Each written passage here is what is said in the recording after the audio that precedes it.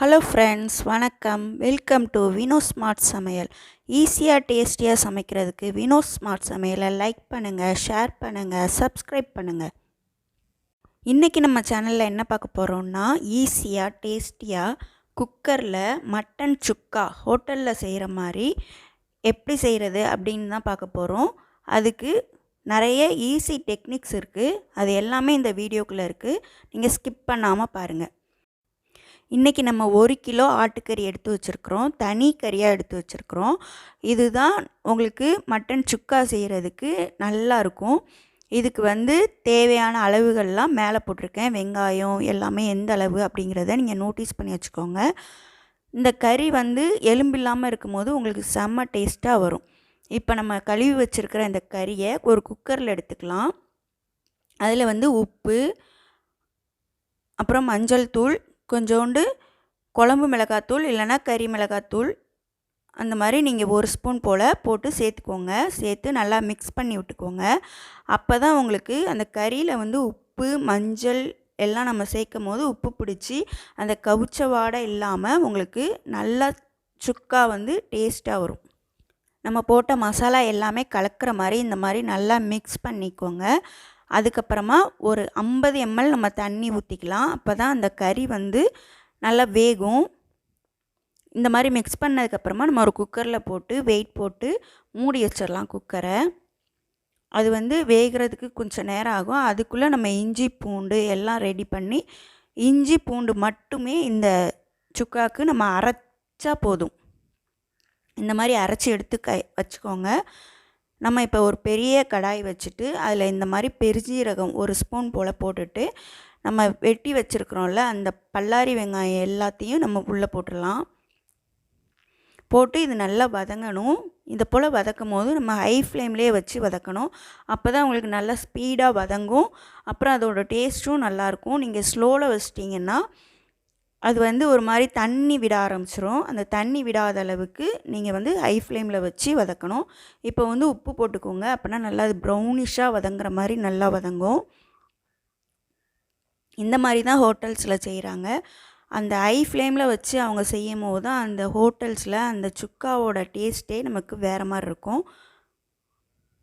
இப்போ நம்ம லைட்டாக இந்த மாதிரி ரெட்டிஷ் கலர் வந்ததுக்கப்புறமா நம்ம அரைச்சி வச்சுருக்கிற அந்த இஞ்சி பூண்டு விழுதை ஊற்றிக்கலாம். இஞ்சி பூண்டு விழுது நல்லா அந்த வெங்காயத்தில் மிக்ஸ் ஆகி நல்லா வதங்கணும். அப்போ தான் உங்களுக்கு அதில் நல்ல டேஸ்ட் கிடைக்கும். இப்போ பாருங்கள், நல்லா அந்த இஞ்சி பூண்டு விழுது எல்லாமே உங்களுக்கு நல்லா அந்த வெங்காயத்தோடு சேர்ந்து நல்லா வதங்கிருச்சு. எண்ணெயும் லைட்டாக விட ஆரம்பிச்சிருச்சு.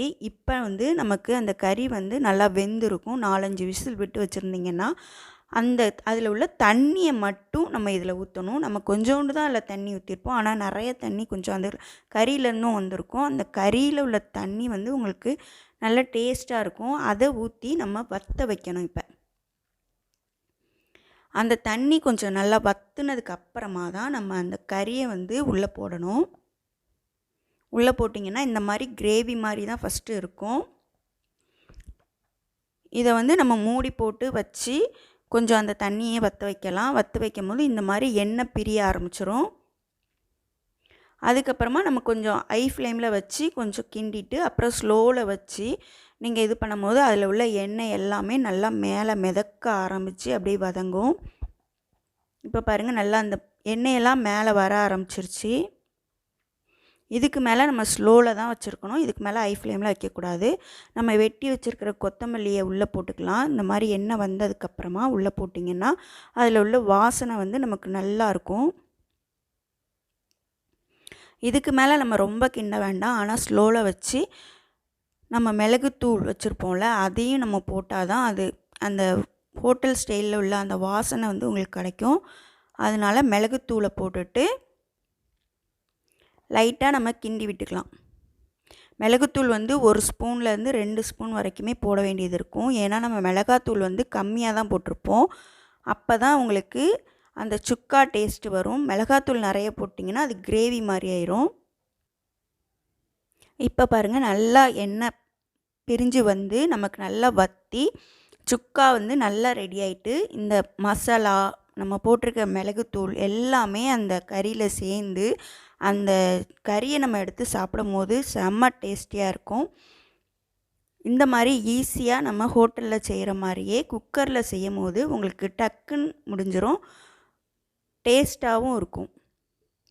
இந்த மாதிரி சுக்காவை வந்து நீங்கள் வீட்டில் செஞ்சு பார்த்துட்டு எப்படி இருந்துச்சுன்னு கீழே கமெண்ட் பண்ணுங்கள்.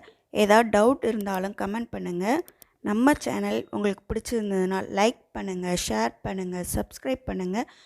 தேங்க்யூ ஃபார் வாட்சிங். தேங்க்யூ.